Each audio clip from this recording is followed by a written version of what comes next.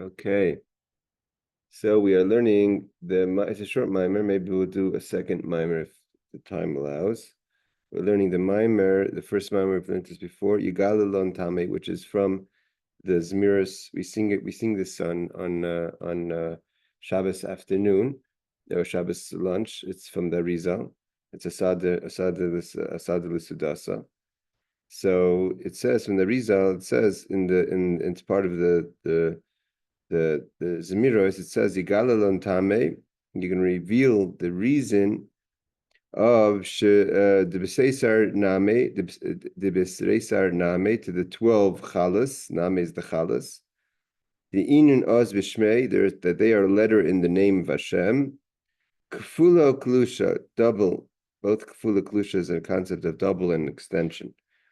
So he says like this. What does it mean, Yigadol Tam? You'll reveal the reason. This is connected, the Alter Rebbe says, this is connected to the idea of Maras HaMachpelah, or Stay Machpelah, the field that has the doubles. What's the double? So he starts off explaining, he says, Yigadol Tam, you'll explain the reason of the 12 loaves of bread. The filling of the letter Hey, meaning every letter has other silent letters that are, the letters that are pronounced when you read the letter that are not in the writing of the letter. For instance, Yud. So Yud is when you write if you want to make the Yud, you just make a dot or a small Yud. But if you were to write the letter Yud in its full sound, it'd be Yud Vav Dalet. That's a Yud. So in the filling of a Hey could either be Hey Yud Yud or Hey Hey. So two Heys. So there's the filling, the milui of Hey is Hey Acheres, is another Hey. That means doubling. That's a concept of the double cave. Now it says in the name of Hashem, meaning the names of Yud Ke Vav Ke, which Yud Ke Vav Ke itself, the Yud, the Hey, and then of course the Vav, and then the next Hey. If you use the number value, Yud is 10, Hey is 5, is 15, Vav is 21 because it's 6. And then another Hey is makes it 26. So then Shem Havai is the number value of 26. If you were to spell out the letters in the way they are pronounced, which would be Yud Vav Dal be 10. So then you have Hey Hey is another 10, so it's 20. And then you have 20, and then you have so you would have you have Hey Hey, and then you have another Hey Vav Aleph Vav, which is 13, and then you have Hey Hey. I think that's how you do Shem Ban, which is the number value of 52. But either way, so he says that it's the second Hey in the name of Hashem Yud Ke Vav Ke in Ban, in number value 52. But he's like this, V'inyan Yuven Behegdim Lahavin Inyan Ha'achila. In order to understand all this, what does this mean? What are we talking about? The double letters? What is the silent Hey? What is this all referring to? First, let's understand the concept of eating. So we're going to try to understand the concept of rectifying and elevating our engagement in worldly things. So he said like this: the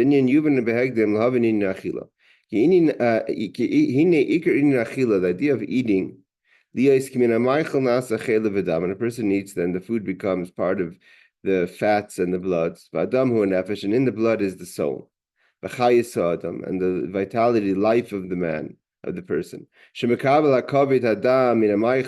That first, so to say, the liver receives the blood from the food, it gets processed over there, and from there it sends it to the heart, to lamayach, and to the brain. There's 3 rulers in the world, meaning to say in the person, which is kavda v'liba b'maycha. There's the liver, that is the filter, and there's the heart, and there's the brain, the 3 main organs of the human. And that's how one elevates the food. So by eating the food, that's all the physical, that the food becomes of vitality and energy. So it goes through the process, and it gives life to the person. So too, there's not just the physical life that comes through the food, there's also the spiritual life. When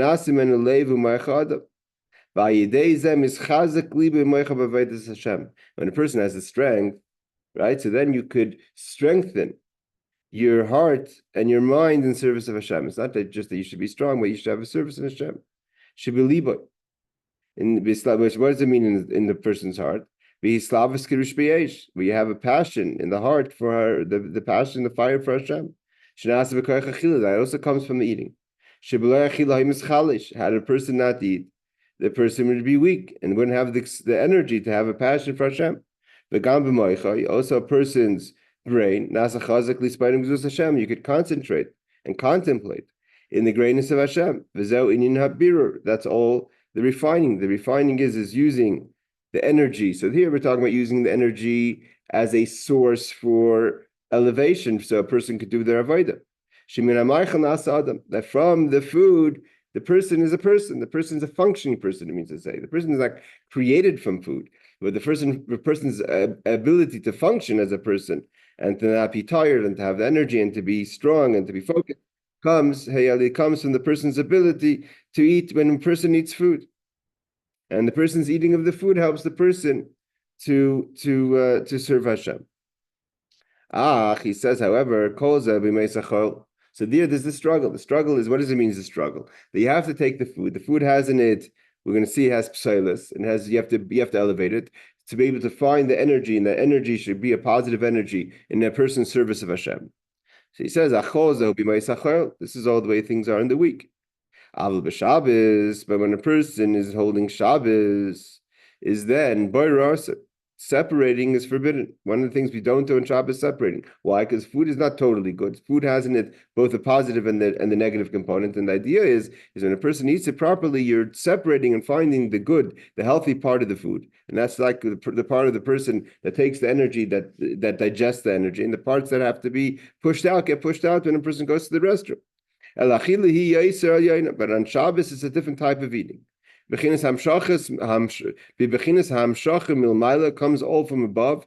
Like it says, v'karasa l'Shabbos einig. The whole point of Shabbos is in pleasure. Like it says, us the Hashem, you take pleasure in godliness. And therefore, the idea of Shabbos is that in the food itself, there's an elevation. The food itself is only good. There is no, like he's going to say soon, there's no perish. There's no separation on Shabbos. There's no discharge in Shabbos. I mean, not physically, but there's no discharge in a spiritual sense in the food of Shabbos. The actual eating the food itself is a mitzvah. Meaning to say, when we're in the week, so eating the food itself is not a mitzvah, because eating the food is an avoda. When you eat the food, you have to work on yourself to eat. First of all, eat properly, eat the right foods, kosher foods. That, of course, you have to do on Shabbos as well. And make a bracha, of course, you have to do that on Shabbos as well. But then there's also the separating the mundane within the food itself and taking the positive with energy. But there's no mitzvah in the food itself. The mitzvah is a byproduct that by eating the food, you have energy, and using the energy properly, then a person gets elevation. But on Shabbos, actually eating the food in itself is a mitzvah. Eating food on Shabbos itself is a mitzvah. So he explains like this. It says in Tillim, that there was the end and then the beginning was created, formed. The end, the last creation of the creation.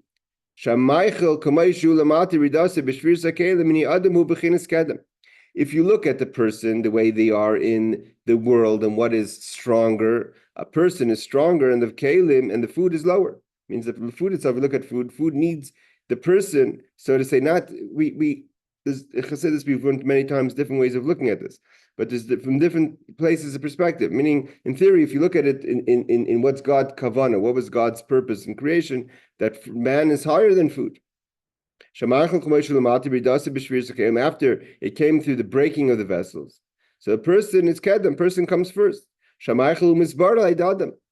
even though the food may not need the person to exist, doesn't mean no, we're not talking about the planting of the food. We're talking about a person needs to eat food, otherwise a person dies. And food on itself doesn't mean the growth of vegetation. If once it's there, it doesn't need a person to. The person is not giving it anything. The person could help it and plant it and water it, etc. In theory, it could do it on its own.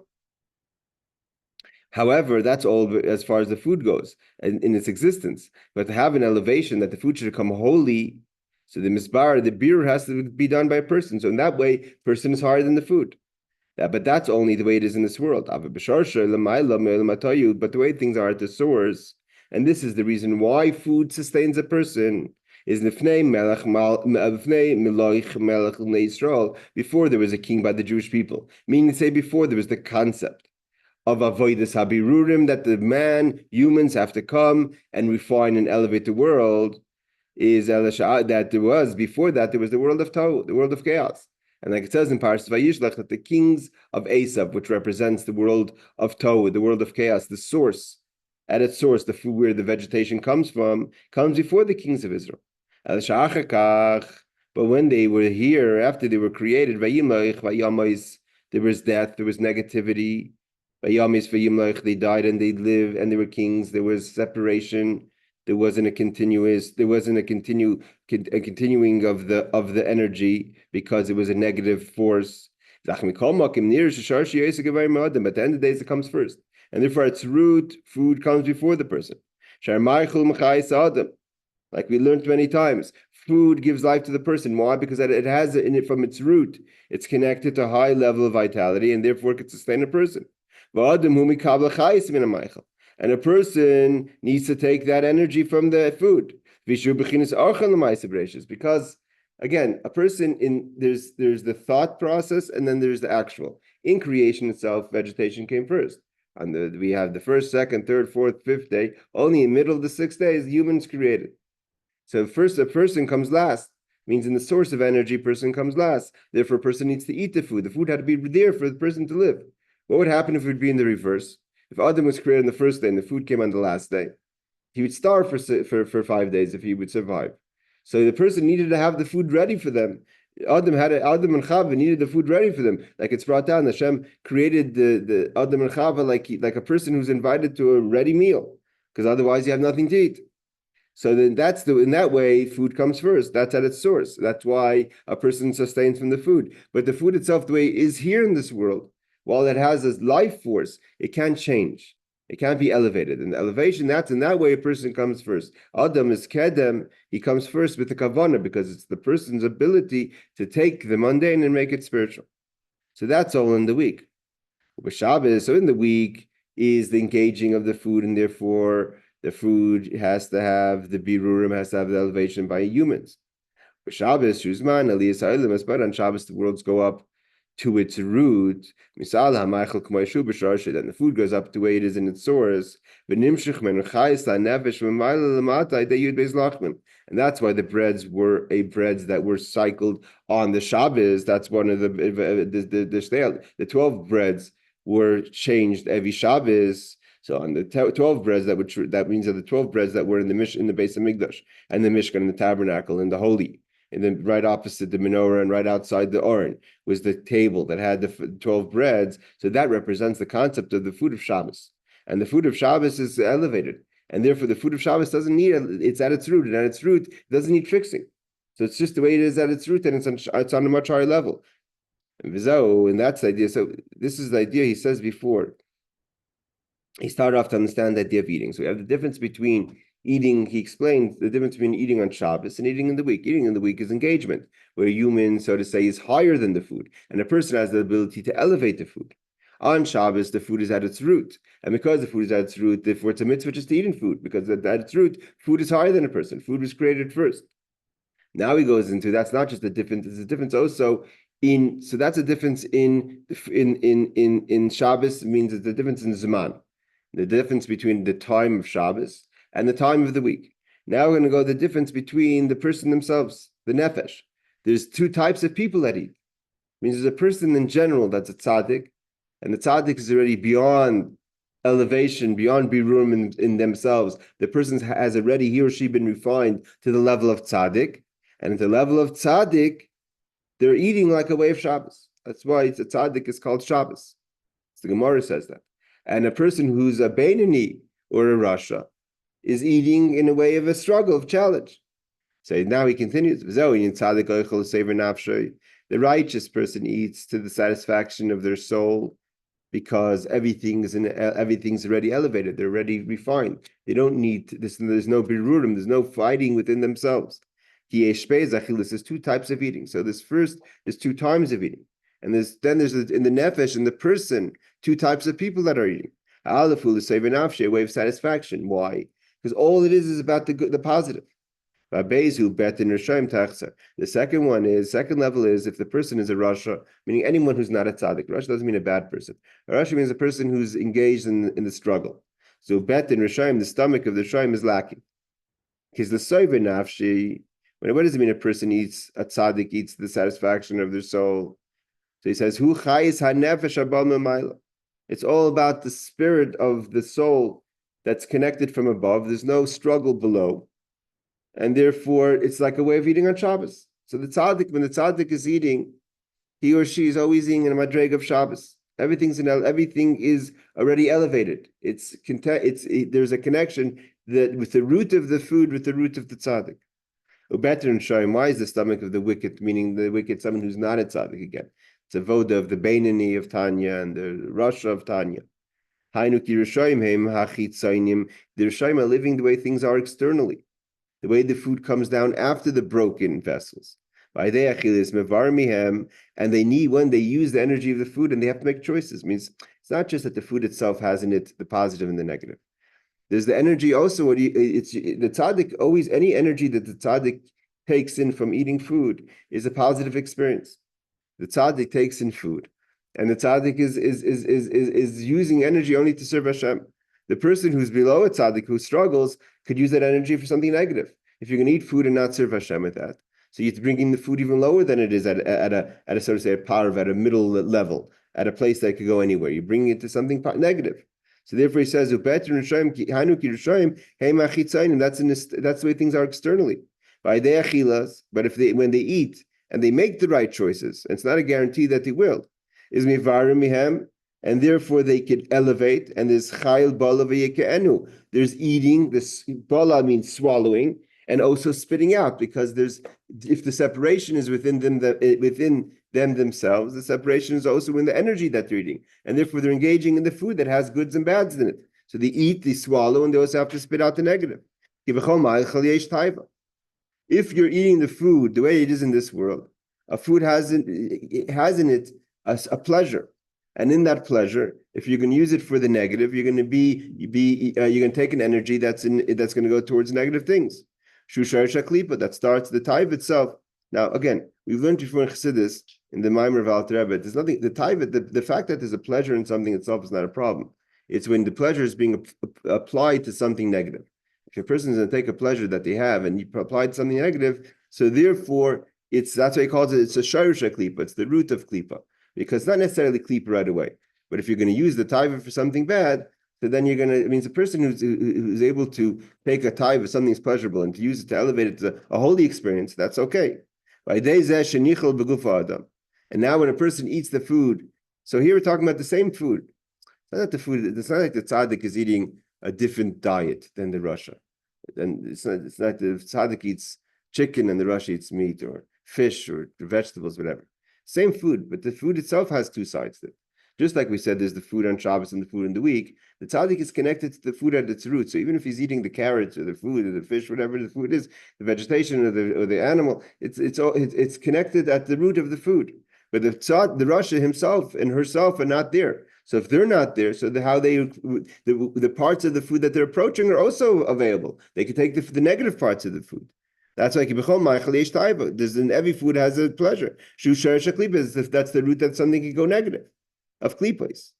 And a person who's not refined eats the food, and becomes part of their being, part of their bloodstream, meaning part of their life force. That goes into the heart and to the brain, like we said before. And you use it for positive. So it's up to you. Are you going to use your brain power and your love for godliness and godly things? Even in material things. I'm not talking about to be abstract from the world, but the way the world is a godly world. So it's an avodas Hashem, it's a service of God. And then you're taking what could have been negative, and it means from the other side, that there's always something on the negative side, and you're elevating it to holy. You made the choice. That what does it mean that the stomach of the wicked are lacking? So not that it's lacking, that you're eating something less. It's lacking the negativity. The Rasha, because the Rasha is engaged in the food. See, the food, it's an amazing thing with the Alter. What's the Alter Rebbe saying over here? Right? He says, so to say that there's Shabbos and the weekday, we can understand. That Shabbos, the whole world, the physical world is not the same world. It may look like it's the same world, but Shabbos has Eliyas Aylamis. The whole 10 utterances of creation gets elevated. And in what is the 10 utterances? The existence of the creation. The world is created by the Asar Mamaris. And those utterances, like a person who utters goes out, imagine you could take your words back. So humans can't take your words back, but God, like the Alter Rebbe says in Tanya, is never disconnected from his words. So the words, while the world is in existence because there's an unseen connection or unrecognized connection constantly between the utterance and the existence of the world. That's happening constantly. And that utterance, there's constantly a connection between, so to say, God that utters these utterances and the utterances themselves. And so therefore, in Shabbos, it's like it's going backwards. Imagine you push rewind, like in old movies, you can see the movie going backwards. The energy is going backwards. So therefore, you can see that, understand how the food that in this world was brought down, where there's the broken vessels, and therefore there's a corruption, so to say, in the food. So you can see why if you go backwards, the food gets elevated. But how does that work with humans?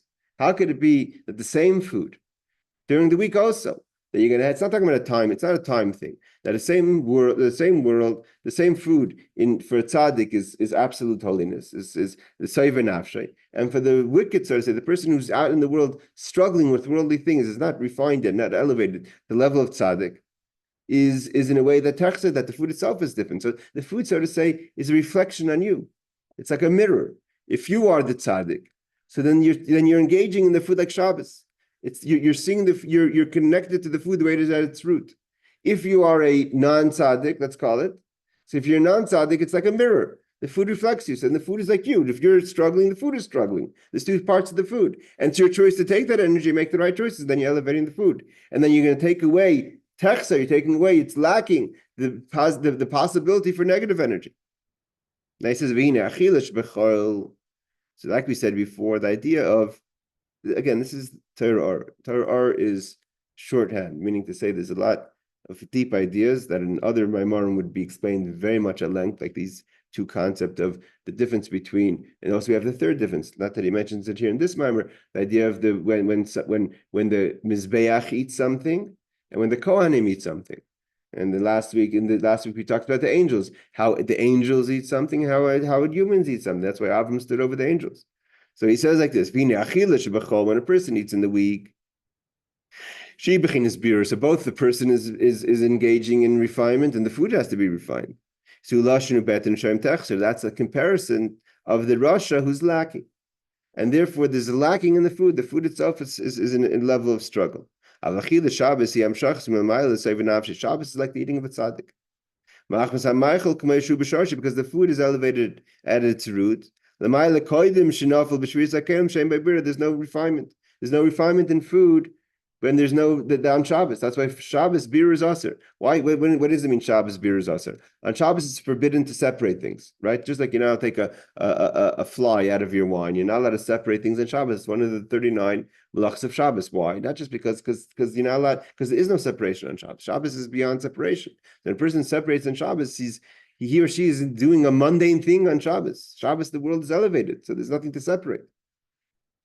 We're turning to page. The next page, which is 4. Like the Zohar says, perish Shabbatchem like Mammar. Perish means there's no leftovers on Shabbos. There's nothing to throw out. When you have to elevate from below up, meaning from below in the world and elevate it upwards, like it's like a weekday avoda. Not everything is holy. There's the separation. You have to separate the positive energy from the negative energy, and what's negative has to be thrown away. It's leftovers. The best part of the food goes to the heart and to the brain. And whatever is not able to be digested and be processed in the body goes down to the digestive system. And that's the separation. But Shabbos is the way it is from above down. Not that there's no elevation in the food. That's why it says doesn't say perish, doesn't say leftovers on Shabbos. How could there be something that has both good and bad. It started from the root of where things got good and bad together. What's that? In the tree of knowledge. The tree of knowledge was the tree of good and bad together. And like we learned in Parshas Bereshis, that's when it became part of the person. When a person ate from the tree, when Chav and Adam ate from the tree of knowledge, good and bad, we became good and bad. And therefore, our foods are connected. Like I said, the food reflects you. So if you're a person that's mixed in the tree of knowledge, that has good and bad, so the food is identical to that. So therefore, there's something to push away. But Shabbos is the way the world is beyond the world of the tree of knowledge, good and bad. Therefore, in this world, things are good and bad. This all started from when man ate from the tree of knowledge, good and bad. Because of that, a person is mixed good and bad. Of course, what's one person struggles is someone else doesn't struggle with. The good and bad is not an exact mix, not a replica on each person. Each person has the components of good and bad. And how it is played out in each individual, everyone knows what they struggle with. Some people have a lot of good. And then etc. And those have maybe less good or a different type of good. The mix of it is not equal, but the mix is there. And that's the mix. And therefore, the food, when it has to be elevated upwards, there's the tree of knowledge therefore the food, there's a level of food that has itself good and bad. And it reflects that the person who himself is still connected to the sin of the tree of knowledge. And each person, according to their avodah, has to separate and do avodah from the energy of the food to use the food properly in its elevation. So now he says there's more and bad, and there's different. Some people are good in certain things. Shabbos, that's all in the week. But in Shabbos, we reach the level of tainig, of pleasure, to the level of godliness of Yud Kei Vav Kei, the Ma'al Me'etzadas, beyond the tree of knowledge. The food gets elevated, the person gets elevated. That's why every person, it doesn't just say tzaddikim could eat on Shabbos. The whole creation gets elevated on Shabbos. So the person's struggle, people become more refined than Shabbos. The food gets more refined than Shabbos. The experience is more refined than Shabbos. It's all a Ma'al Me'etzadas. There's no bad on Shabbos. That's why Shabbos is like Gan Eden, the Garden of Eden. Rak B'Yom Tov, that's in Shabbos. And we have the week, which is the struggle, connected to the person who's struggling. Rak B'Yom Tov, what about the holidays? Chsiv, Perish Chageichem. But there is leftovers, there is discharge on the Chageichem, on the Chag, on the holiday. Why? There is still refinement. Where do we find refinement on Shabbos? The very fact that you could cook on Shabbos, on Yom Tov, it's permitted and sometimes encouraged to cook fresh food on Yom Tov itself. So the cooking itself is refinement. Why? Because you're making food that was inedible or not edible. It was inedible to the way you would like it, to making it in a way that's pleasurable to you, right? If you cook a piece of meat, you can't eat the meat before it's cooked. That's a separation. You're elevating the food. You're changing the food. So we see on Yom Tov, a person has the ability to do birur, a type of refinement. Kafia, like you're allowed to bake or bishul or cook. You're not allowed to go out to the field and cut the wheat or plant. But there's a level of refinement on Yom Tov. Because there's some sort of refinement, even though not on the level of the week allowed on Yom Tov. Therefore, there has to be some sort of the food is not 100% quality as it is on Shabbos spiritually. And therefore, he says, Yesh by beer there's a little refinement. And therefore, if there's ever refinement, there's a discharge. And when you refine, by definition, you're refining something from something else. And when you separate them, so then the good part is with you and the bad part has to be sent away. So how do you fix it in avoda? How does a person fix the psoilus, the leftovers on Yom Tov? So it says the mechte l'miskeni. What does that mean? So he says in 13, the sameach aniyim. So the mechte is to satisfy the miskeni, to someone who's a misken. A misken means someone who's unfortunate, which means a poor person. Why? What does it mean to make a person who's not happy? What is the idea to be happy? True happiness is when everyone's equally happy. Like it says, a person on Yom Tov has to be happy. Ata, you have to be happy, not just you. V'halevi, v'hager, everyone, you have to make sure everyone's happy. The Levite has to be happy, the convert has to be happy, anyone who doesn't have happiness. The Shulchan Aruch has very strong language about a person who does a private moment at Yom Tov that says, Yom Tov is for me to be happy. Me and my family are going to have good food to eat, but I'm not going to consider myself. I'm not going to consider other people. The Shulchan Aruch has very strong language about that person. So why is the simcha? Why is simcha the time of Yom Tov? It's very important to have simcha, meaning to make others happy. And we don't find this by Shabbos, he's going to say, because simcha is a way of sweetening the judgment. And then the judgment is when there's something negative, because the food itself is not 100% positive. Like we said, Yom Tov has birur, has separation. So how do we separate it? How do we do it? By simcha. When you infuse simcha, means when a person. That's why specifically the simcha is about meals, foods. When you have food, so what are you permitted to do? You're allowed to cook on Yom Tov. So if you're cooking on Yom Tov, you have to make sure that other people are taking joy in your cooking. So that rectifies the cooking component, the birur component, the separation component, elevating the part that there's something negative, that the negative shouldn't have a force on you and shouldn't take a hold of you. How do you sweeten the judgment of that? Is by making other people happy. Everyone has to be happy. You can't exclude anyone. Everyone has to be happy. Like it says, it's known. When a person is in a real time of simcha in their life, one of a person who's happy alone, that's not happiness. So when you're happy, you want to be with other people to be happy. And that sweetens the judgment. So it's now Alter Rebbe explains, why does simcha have the power to sweeten judgment? What sweeten judgment mean? Judgment is that the eye that judges something, judges a situation, like we learned last week in the Mammar, that the people of Stone judged. When a person judges something, so you're judging it, it's not evil. Judgment's not evil. Judgment is according to what you deserve, right? What's a judge say? This person deserves it or not?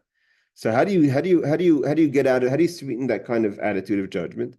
Is because when you equalize, when you make everyone happy, and you're not judging the people. I'm going to only make this person happy, or I only want to have this person at my table. I don't want that person at my table. I'm not interested in helping another person, right? When you have no limitations in who you want to make happy. So therefore it's an end. That's why this is the power of simcha. And that's what real simcha is. He says simcha is Shem Shabbos Kulam, everyone's equal. You don't look at someone better than the next. And if you have that attitude, that's real simcha. So then that's why it sweetens the judgment, because judgment is when you're judging a situation. So everything's equal. So there's no place for judgment now. If a person doesn't give to a poor person, to a person that is not in that is in a situation of a misken, of unfortunate, you have no way to sweeten your judgment, and there's a negative force on Yom Tov. Perish, and the leftover stays.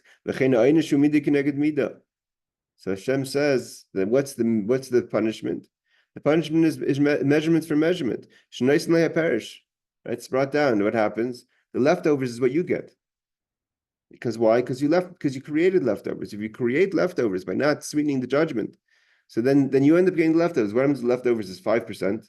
So you're down to 5% from 100. From now, you lose 95%. Because by you not making other people happy, you cause that there should be leftovers in the world. Because you didn't sweeten the dinim. That's only on Yom Tov. So on Yom Tov, because there is a little bit of negative force, your job is to get rid of the negative force. And how do you get rid of the negative force? That's the eye of judgment, is by not judging and having everyone equal. And if you're looking to make everyone equally happy, so then there's no judgment. But if you're not going to do that, then the state remains judgment, and the judgment goes back to you. That's all the Yom Tov. That's the holiday. But in the week on the Shabbos, even if a person doesn't necessarily give to the people that are unfortunate, it's not as bad. The Rebbe says, it doesn't say it's a good thing, obviously, but it's not as bad. Because it's not like this. See, the difference is like this: there's automatic negative forces on Yom Tov because there's a permissible to cook, and therefore there's birur, there's something that has to be separated. So you have an obligation to get rid of that. On Shabbos, there's nothing there. So it's not like the punishment is less because it's not that something negative is remaining. There's no negative. So therefore, the consequences of not being as kind on Shabbos is less than the consequences than if it were on Yom Tov. That's why people have guests on Yom Tov. It's much more emphasis of having guests on Yom Tov more than you see on Shabbos. And he says, says this amshacha to bring down positive energy is in two ways: to double and to extend. Pirsh klisha, amshach is yud and vavin. That idea that a yud becomes a vav, meaning a yud is the every vav or long vav, nun has a yud on top and just continues downwards. It's a line, right? The beginning of the line is the yud. So the idea is to extend an energy. So you have a yud of Hashem's name, bring it down. So yud in vavin, shem yud nasa vav, a yud becomes a vav. Shayud atzmin nimshach v'nasa vav, that yud itself becomes a vav. The yud is the way things are in a small way, right? It starts off as a dot, and your job is to expand that. The yud itself becomes expanded because the yud itself has no space.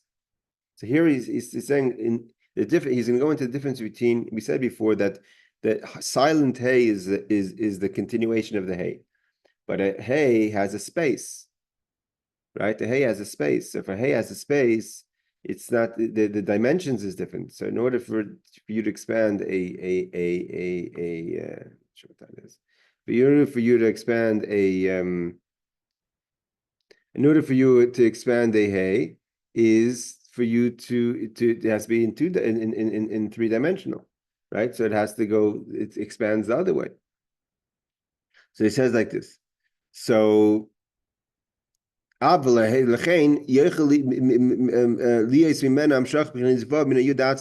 yud itself becomes a vav because the yud itself has no space, and the space and the no space become a space. But the hay itself, already has a space. It's a square. Therefore, there's no way to expand the hay. If the hay is already a space, means in avoida, he's not explaining it here, but in avoida we could say this: bittul, when a person has self-nullification, which is represented by the yud, so you could from the nothingness come something, because you haven't created anything yet. So there's nothing that's contrary to what you're trying to do. Because you had bittul, therefore you have you're limitless in what you can accomplish, because you have no definition yet, and therefore the yud itself could become a vav.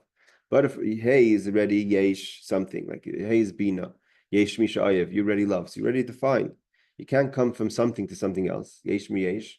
So how does it work? If you already have the space of who you are, and you don't have it's not about the bittul so much. You already have a definition. So what are you going to do with the hay? The hay is already there. It says avla she spashes already has space. You're already expanding yourself. You're already defining yourself in a broad and length. So you're not allowing for the way the hay is above, which is much higher and much more refined than your definition, because you already defined yourself. You already boxed yourself into your personality. So how do you bring the hay down? There has to be a second hay. That's why the first hay, that there's the silent hay in the hay. That's why the way you pronounce hay is to say hey, is you hear silent hay. And the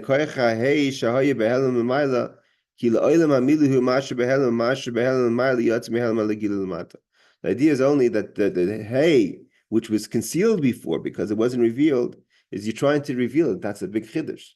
To reveal the hidden hay in the hay itself is a much larger chiddush than the expansion of a yud and tavav. That's the doubling. That's the idea of the double hay.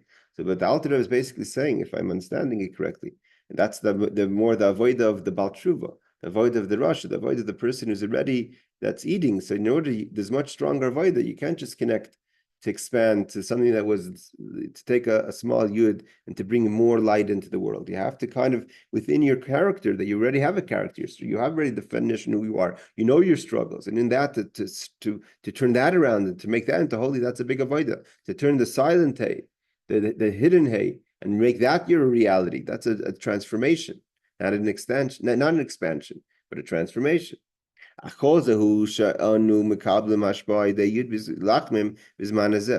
way things are that we're getting from the 12 breads today in the world. The way is that there's Shabbos and there's the hidden foods.